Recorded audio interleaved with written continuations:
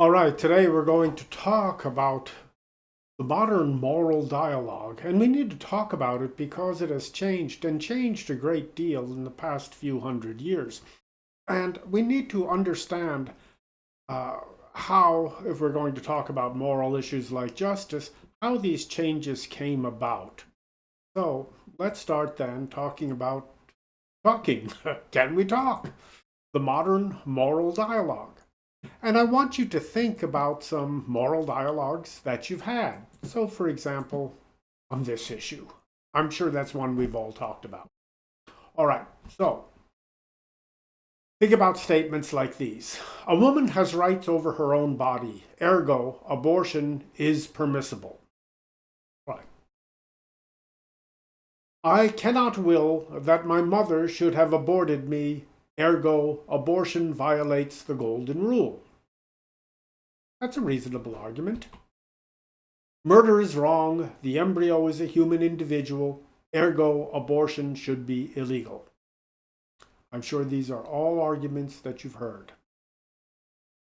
Take another issue. Let's take, well, social justice. All right, every citizen has the right to self development.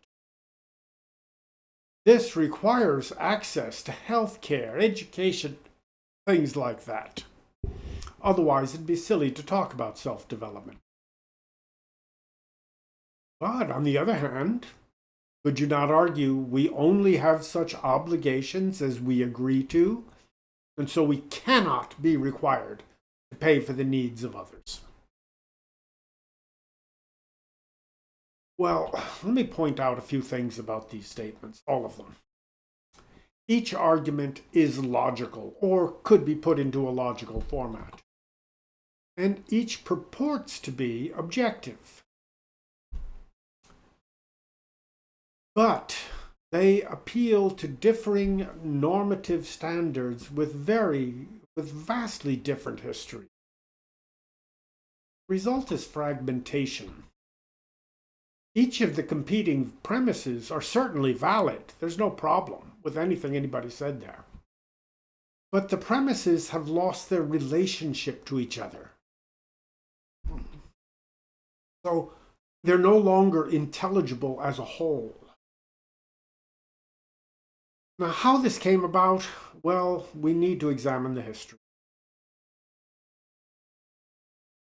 The results, however, are pretty easy to see. Ethics have become privatized. I mean, it's good for you, but not for me. So these become peanut butter and jelly arguments. You like peanut butter, I like jelly. What's to discuss? And you hear things like, you can't legislate morality. I particularly like this statement because, well, I used to be a legislator for 10 years. And I can tell you the only thing you can legislate is morality. I mean, when an ordinance comes before you, you vote for it or against it based on whether you think it's right or wrong. How else would you vote? The only other basis would be, well, who gives you the biggest bribe? And we live in a world of dualisms where we might not always be conscious of them. So there's the mind-body split, the public-private split, faith, reason, etc., etc. In these circumstances, there is an impossibility of a moral dialogue. So, what can we do? Well, let's start by understanding how we got here. And for that, let's go back to the beginning. I'll talk about the pagan and the Christian origins of our moral debates and our moral systems. And we'll go back to this fellow, Aristotle. And of course, we have to discuss this fellow. I forget his name, but you know who I mean, first century Jewish carpenter. And at UD, you can't discuss any issue without at least mentioning St. Thomas Aquinas. All right, so Aristotle. Now, Aristotle, you must understand, lived in an age very much like our own. That is, the old religious, mythical view of the world was breaking up as Athens and Greece was becoming a much more warlike and commercial society. The old verities from Homer no longer held. Now, Aristotle based his view in the natural virtue. This was the basis of morality for him. The natural virtues, the major ones, were justice, temperance, fortitude, and prudence. These are called the cardinal virtues, or hinge. Cardinal means hinge, cardus, and all the other virtues hinge on these virtues. But justice was the supreme virtue, and happiness was the ultimate goal. Now note, this is not an abstract discussion for Aristotle. This is a practical discussion. Morality for him was about action in the world. And it was not related to faith. All right, comes the Logos. The Logos, Jesus Christ. Now, he's called the Logos, but I want to point out that term does not mean logic. All right. A better understanding of logos would be the suffix ology. What is an ology? Like biology or theology or psychology, whatever it might be. An ology is always a rational account of something. Biology is a rational account of life. Psychology is a rational account of the mind, etc., etc. So it's interesting that Jesus gives us, he doesn't give us a list of doctrines. He gives us a narrative about his life. That is, he doesn't give us a summa. He gives us sermons. He gives us psalms, parables, and his own biography. But he doesn't make a rationalistic explication of the faith. Rather, everything starts with a fact. Let me ask you, how many times is the Trinity mentioned in the Gospel? Well, the answer is 0. So how do we get to something as complex as the Trinity? Well, we start with the fact. And that fact is interpreted by faith. So the fact we're dealing with here is at the baptism of the Lord, among other examples. But at the baptism of the Lord, you have the Father appearing as the voice in the cloud, the Spirit appearing as a dove descending, and Jesus appearing as himself. Now, in the early church, all three are called God. All three are worshipped as God is worshipped. But they are monotheists. Okay? So how do you reconcile that? Well, it takes about 300 years to work out that doctrine. Jesus himself isn't interested in preaching doctrine.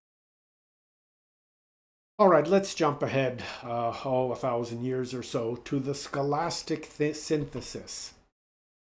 Fides quaerens intellectum, faith-seeking understanding. Now, the scholastics had confidence in the intelligibility of the world. They believed that the senses really were giving us accurate information. Faith was the entry point to understanding, but it was not the end point. Science, that is what they called science, an organized body of knowledge, that was the end point. And so you get things like the summas, which would be a rational explication of the faith, using a dialectical method, and they had great confidence that this dialectical method would lead them to the truth. It would lead them to understanding the truth, not just believing it, but understanding it. I will maintain that this scholastic method, this concentration on dialectics, science, and intellect, was the true origin of the modern world. However, the scholastic synthesis was shattered in the 14th century. So Aquinas is at the end of the 13th century. already by the beginning of the 14th century, it's all coming apart. So you had ideas like voluntarism. That is, God's plan for the world wasn't rational in any sense. It was just about his will. There was no way you could discern the will of God. Okay? But you couldn't resolve it to some logical system. And you had things like nominalism, which really denied that things really had essences, really what we called, say, a species, man. Well, there are only men. Man is the name we sort of give to all of them as a convenience to talk about them. And then you had the Reformation by the 17th century, and it shattered the 16th, 17th centuries. It shattered political and ecclesiastical order. You had this triumph of rationalism. Now, it was a rationalism, however, divorced from faith. It wasn't the rationalism of the scholastics. There was a triumph of a sort of a separate rationalism, divorced from faith. All right, let's jump ahead then to the Enlightenment. And here we'll talk about a few characters. René Descartes in the 16th and 17th century, David Hume in the 18th century, Immanuel Kant, the 18th century, and Jeremy Bentham, 18th to 19th century. Think about Descartes and the cogito of Descartes. They're very, very famous. Okay. Again, he's at a time of religious fragmentation, so you can't refer the questions to some religious authority because nobody accepts the same religious authority anymore. Further, you couldn't refer it to the senses because you cannot trust the senses. Well, think about it. Anybody here in this class, there might have been someone who has had a six-pack, maybe a little bit too fast, and found that their senses deceived them. Well, for Descartes, this was characteristic. You can't trust the senses. So everything begins with this radical doubt, this philosophic skepticism. So the task of Descartes is to find something you can really believe, some starting point, okay, that cannot be questioned. And he believed he found it in the cogito ergo sum. Think, therefore I am. However, one has to ask whether this really works, whether he's not just assuming the I think. Because you could say, cogito ergo sum, cogito quad cogito, ergo cogito quad sum, cogito. That is, I think that I think, therefore I think that I am. I think.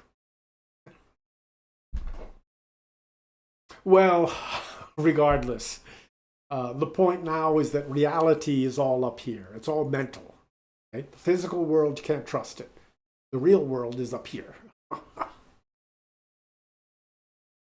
Here we get the mind-body split. There's a real world out there, but you can't trust it. Reality is all up here. And we are now officially in the age of dualism. All right, jump ahead to David Hume.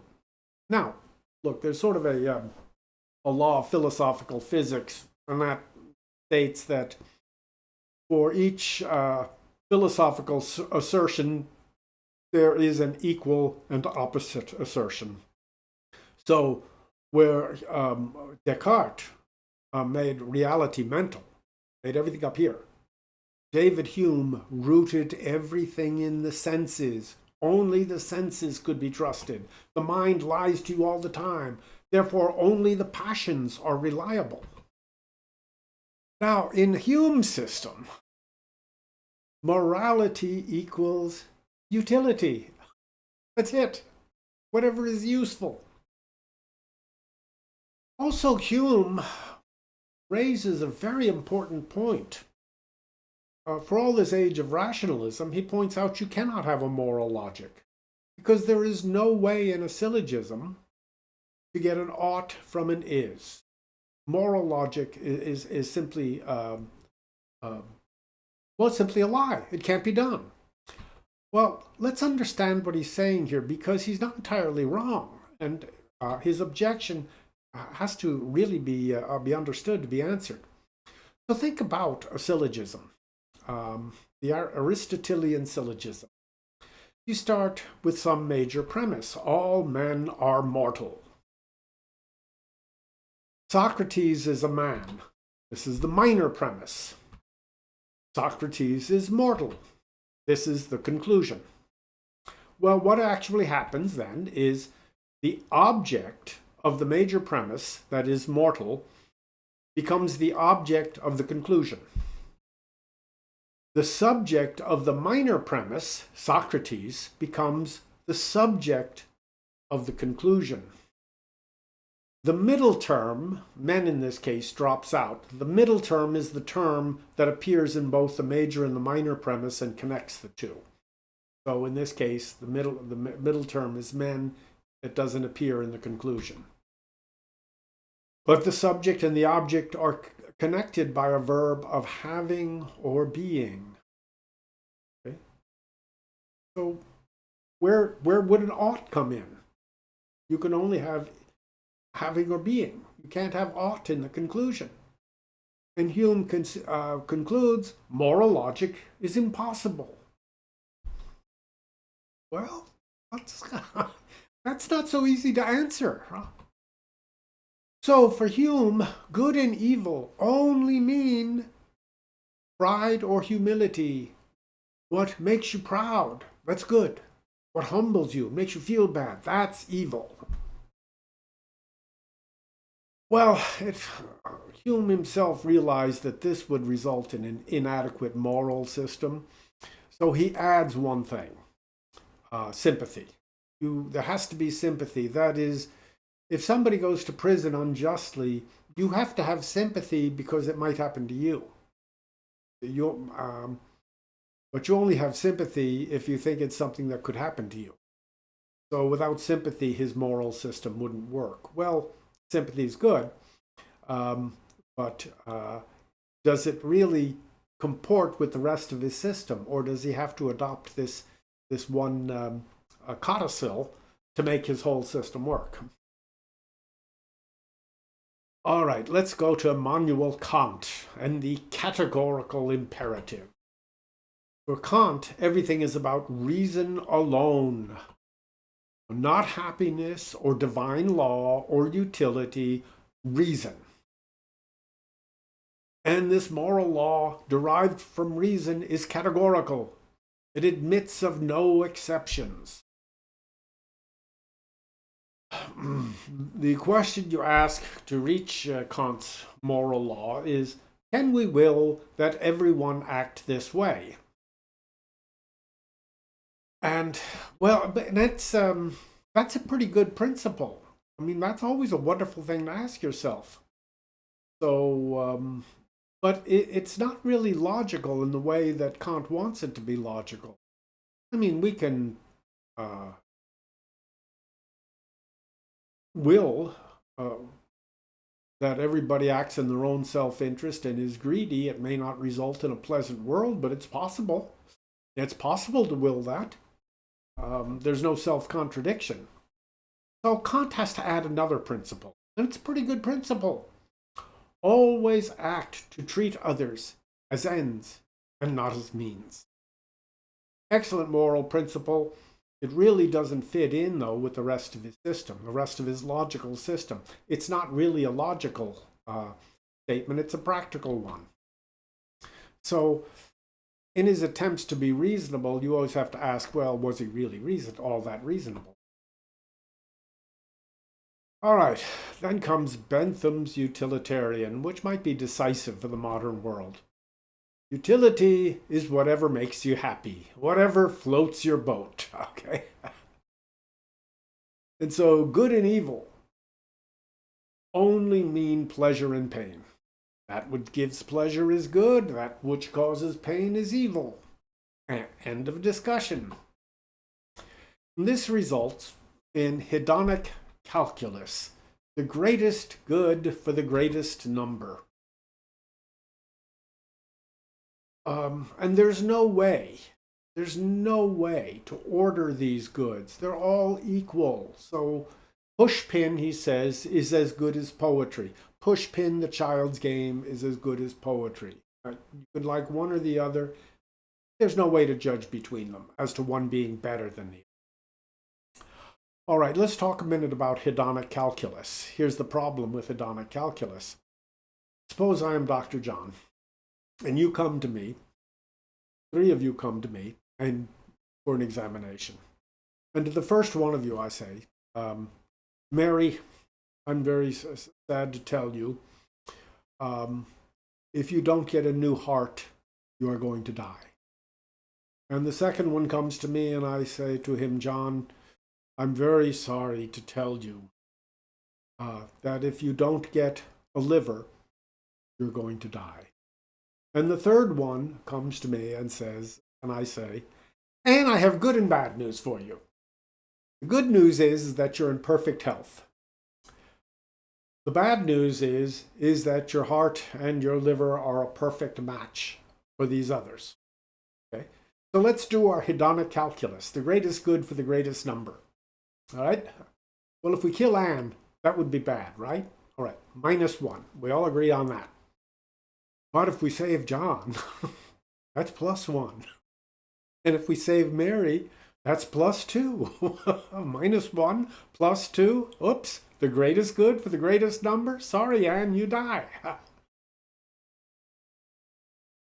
I think there's a weakness there. So, and in this view, of course, morality is subjective, just pleasure and pain. All right, pushing forward.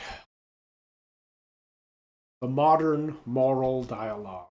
Here we're going to talk about George E. Moore, first half of the 19th century, and Samuel Stevenson into the second half, 20th century, sorry, into the 20th century. Okay, Moore will be pushing intuitionism.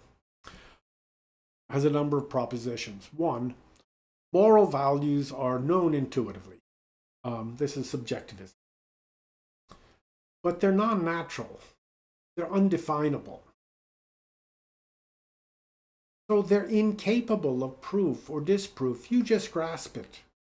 You know intuitively, thou shalt not steal. But it's not a proposition subject to logic. So, right action is that which produces the most good. So it's completely utilitarian. So it's not even here a trade-off. There's nothing to be, so whatever produces the most good, no matter how evil it might be in itself, if it produces the most good, then that's the moral order. And personal affections and enjoyments are the highest goods. All right, this is answered by emotivism, or it's followed by emotivism. I don't know that it can actually be answered. Now, intuitionism thought it was morality was objective but non-rational. Emotivism saying it's not objective either. There's no objective morality. All moral discussions resolve to a principle that is an expression of personal preference. All statements of good or bad can only mean what I like or what I dislike. They have no more meaning than that. So if right and wrong are only subjective, what happens to moral discourse? Well, I'm glad you asked. It becomes a discourse of power. If there are no valid claims to objectivity, moral discourse can only be about power. An attempt to force our views onto others. So you get into this, it's true for me, but not for you. Well, if it's true for you, but not for me, you really can't base law and society on that. So, for example, if you say abortion ought to be outlawed, well, that's merely your attempt to force your morality on other people. And what it devolves to is a discourse of rights, and rights become a substitute for morals. Now, I want to make it clear I am not in the least speaking against rights, natural human rights. I am trying to examine, however, the basis of our discussion. Now, these rights become intuitive and abstract and disconnected from the duties. That's really where our modern discussion goes awry, because in the past, rights were connected with duties. Okay, a man has a duty to support his family, therefore he has a right to a wage that will allow him to do so. Citizens in a democracy are held responsible for the conduct of their government. Therefore, they must have the right to vote. That is, rights and duties went together. But now these rights and duties have been disconnected and they have become part of a discourse of power. And there's a tendency to proliferate. There's a tendency to discover ever newer and newer rights.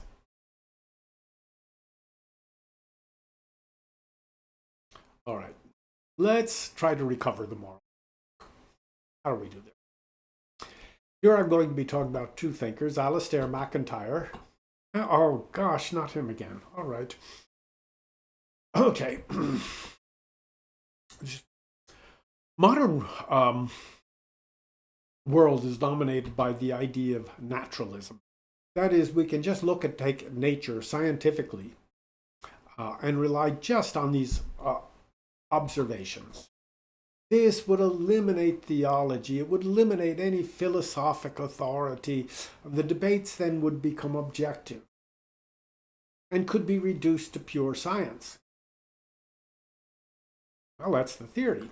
But let's see if it's true. So look at a statement like, lions eat lambs, therefore the strong devour the weak. Now, what's the problem with that statement? None that I can see. That's certainly true that lions eat lambs. Okay. And they can do so because they're stronger than lambs. All right. So this would seem to be a pure scientific conclusion from natural law, from naturalism at least. However, let me point out, there's actually a hidden theology buried in this. And the theology is this: it is a statement that man is no more than an animal. Now, that belief may be right. It is certainly true that both men and lions enjoy a leg of lamb for lunch. And it may be true that speaking is only an advanced form of roaring or braying. And it certainly is true that man exists in continuum with the animal kingdom. But is he no more than a man, no more than an animal? Well, okay. That question really can't be scientifically resolved. That's really a theological or a philosophical question. Now, to shorten a complex conversation very much, that sort of negates naturalism. All right, reason. So, problem with naturalism, to go a little deeper, is that it doesn't understand the divisions of reason. And there's really two kinds of reason. We have to understand both of them, both to answer naturalism and to answer David Hume. Okay, let's start with demonstrative reason. Things that can be demonstrated. So this puts us into the realm of logic, mathematics, metaphysics. And it applies demonstratively to abstract forms. So if I say something, make a statement like, if A is greater than B, and B is greater than C, then A is greater than... There's no way to doubt that. Once the meaning of the terms are grasped, this is demonstrated. There can't be a reasonable debate. Well, That's true in the formal world. In the physical world, there are cases where C can actually be greater than A. In the contingent world, the world of contingent beings that you and I occupy. All right. Okay.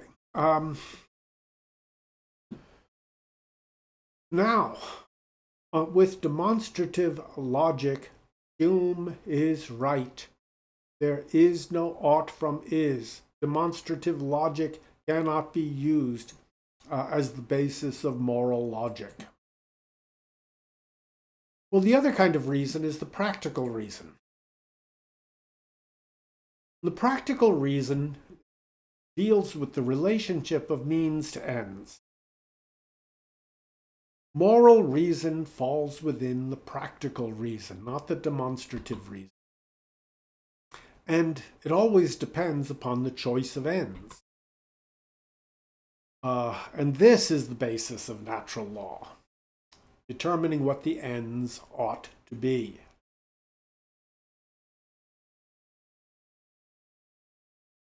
All right, so let's go to natural law. Natural law, you'll see the term used a lot. It's not often used very precisely. So let me try to give it some precise meaning. Natural law is man's participation in the divine law. Now, as man's participation, it means it depends on how much we can perceive of God's law, how much we can understand about the natural world. So it is not, people use natural law and divine law interchangeably. Well, don't do that. Divine law doesn't change. Natural law does change along with our understanding of the world. Okay? Natural law relates man's life to its ultimate end, happiness. But here's where the problem comes in. What constitutes happiness? Okay. Is it sex, drugs, and rock and roll? Those are not bad. I've tried them all. They're pretty good. I'd do it again. Or is it reunion with our origin in God?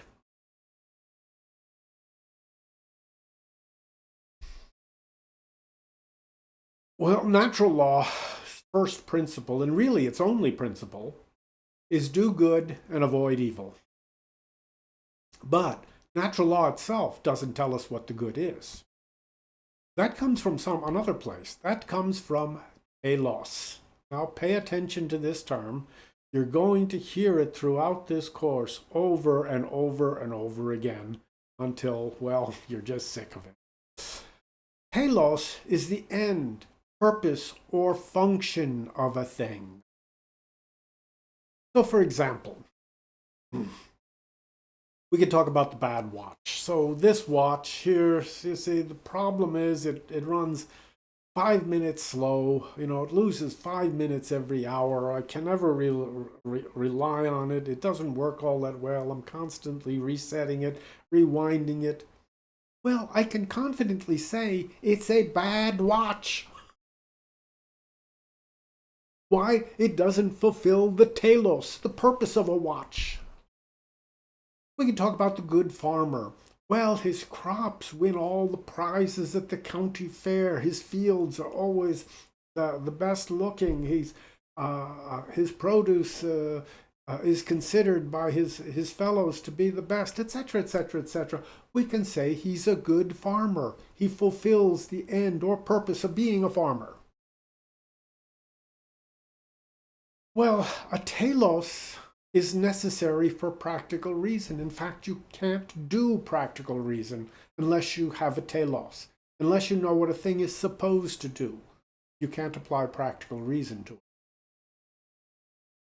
And when you have a telos, then you can answer David Hume. Because then you can relate the is to the ought. Okay, the is of this watch is that it doesn't keep time. Therefore, it's a bad watch. It ought to keep time. The farmer ought to grow food in abundance. You see, with the telos, with the oughtness, now you can engage in moral reason. So, with that in mind, what is the function, what is the telos of a person?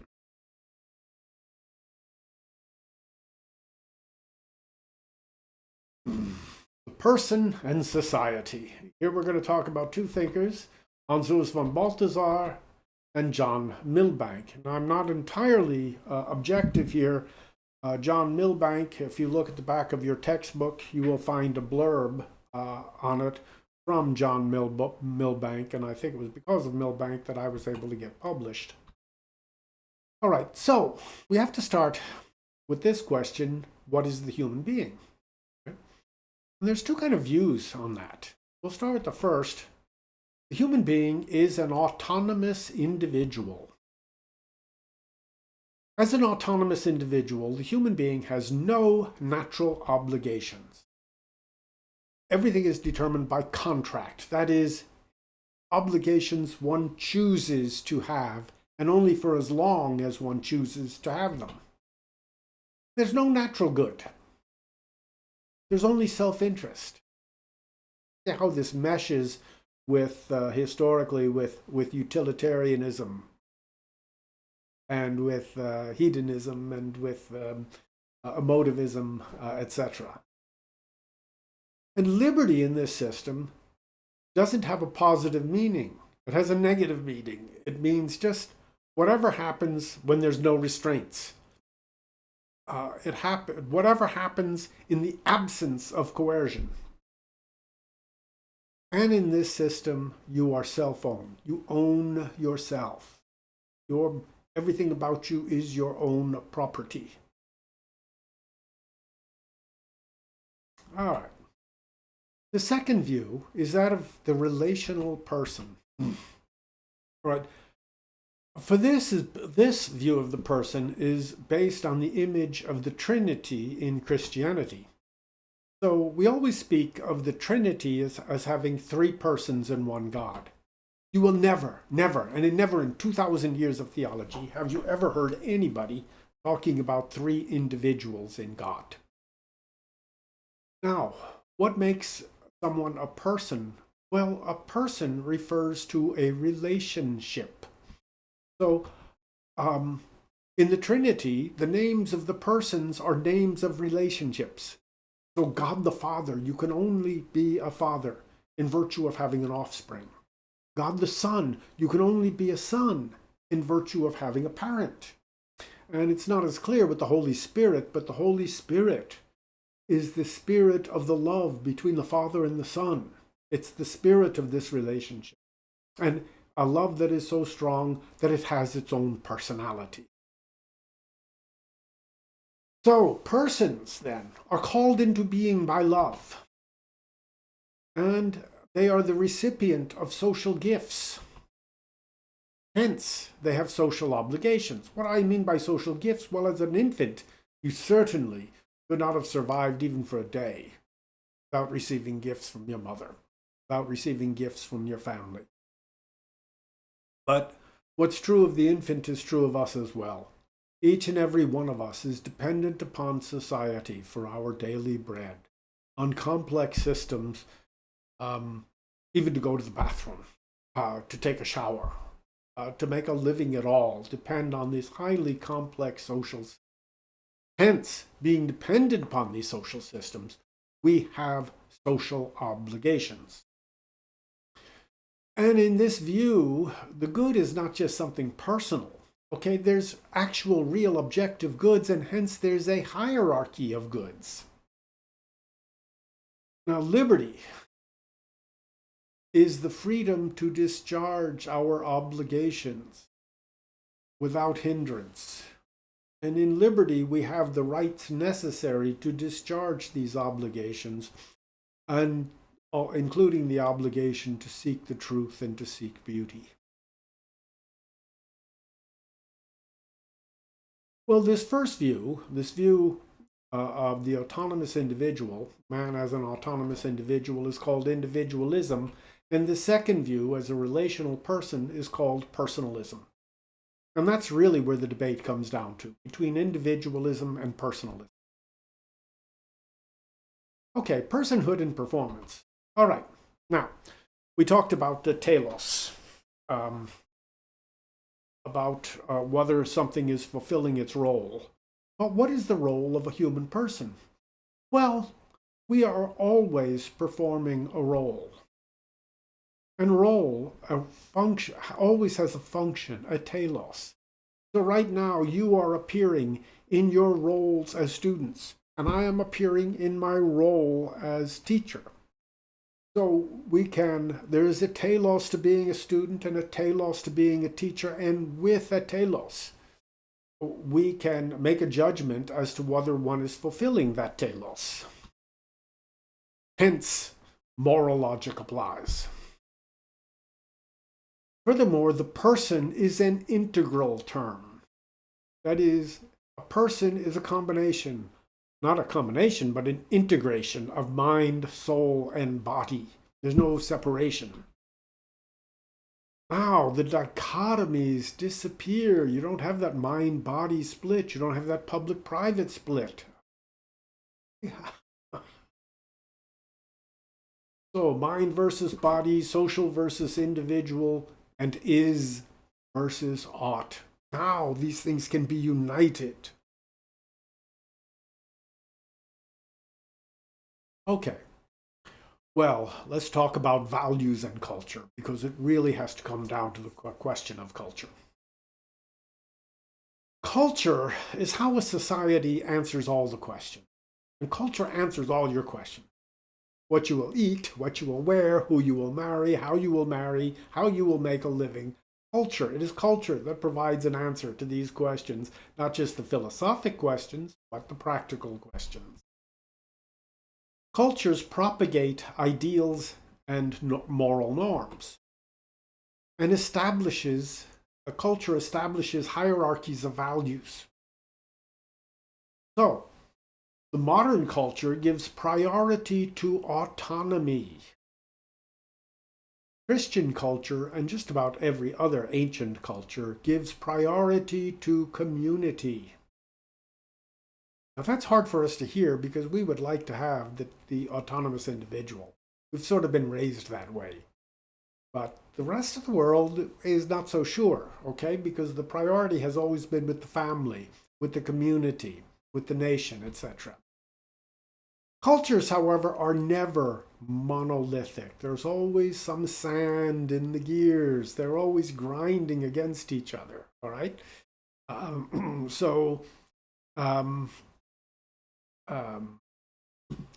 Therefore,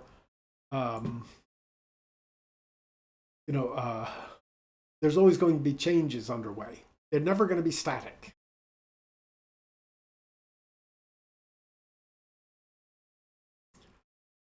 So, cultures change over time. Culture is, in fact, a process. So, it gives us a whole bunch of values, but it is always questioning its own values. Culture is carried by narratives. These narratives organize all our information. And that is why Jesus Christ didn't give us rational explications. He didn't give us a summa. He gave us sermons. He didn't give us a catechism. He gave us his own life as a biography, which became 4 biographies. Now, narratives are always in competition with each other. And it's kind of important to understand the way in which they do compete. And let me give you an example from today. How the two major narratives compete, the materialist narrative and the Christian narrative. So, in the materialist narrative, the Big Bang is the origin of all things. Now, this comes...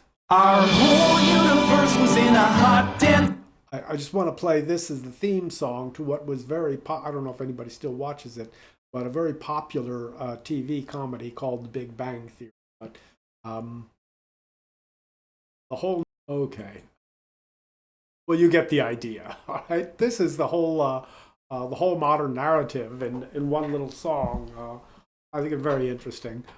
Okay, so in this narrative, matter coalesces into stars. By continual ascent, it becomes living. By further ascent, it becomes conscious and self-aware. Finally, it becomes man, history, society, etc., etc.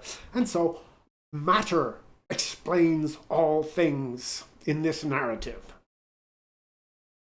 Well, in the Christian narrative, in place of the Big Bang, we have a single God who constitutes himself in three persons in a continual and overflowing act of love. And from this act of love, he creates beings capable of friendship with himself. But they can only be brought in this friendship by divine intervention, by a sacrificial and salvific act by God himself. God is the only one who can accomplish it. So in this narrative, all things are explained by love. Let's compare these narratives. Both are logically self-consistent. You cannot attack one narrative on the other on the basis of its consistency or inconsistency. But neither explanation explains. We have no explanation for the existence of God. We only have evidence that he does exist, but we can't explain why God exists. By the same token, nobody can explain the Big Bang. By definition, the Big Bang destroys all information prior to itself. So even in theory, an explanation of the Big Bang is of what preceded the Big Bang. There's no way we can know. So neither can justify its starting point. Both rely on faith. So it is not faith versus science. It's two faiths opposing each other. However, there is this. The Christian narrative can subsume the materialist narrative. The Christian narrative can say, Big Bang, sure, that's fine, we don't care. It can say, evolution, yeah, did God create by evolution? Yeah, okay, we're cool with that. It could say that. Not all Christians do, but they could. Wouldn't change the Christian narrative all that much, right? Now, the Christian narrative is therefore a technically superior narrative. Now, that's not the same thing as being true. It doesn't prove it's true, but it does say that the Christian narrative, that the materialist narrative can be incorporated into the Christian narrative.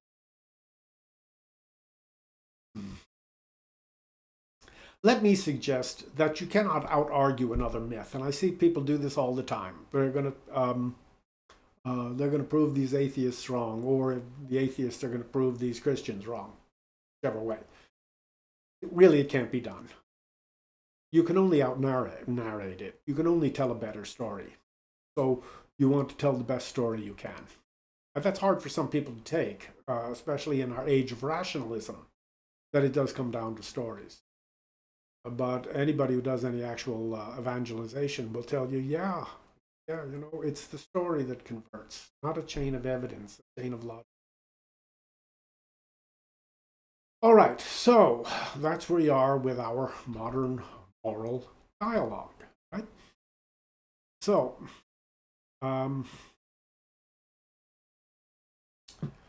let's ask some questions.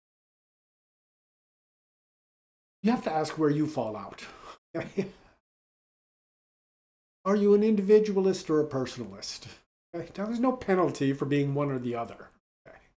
But you need to understand yourself and understand your own arguments. You kind of need to understand where you are in all of this. Do you give priority to the individual or priority to the person in relationship, to the family, to the community, etc., etc.?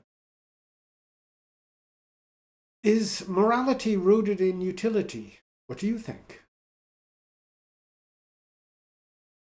Or is it rooted in a telos, in discerning the proper end or purposes of things, and then judging them by how well they fulfill that end or purpose? And what is your personal narrative? Have you ever stopped to think about it? How do you tell the tale? Okay, so let's try to confront these questions in our online discussion groups, and when we get together, I look forward to hearing what you all think about these.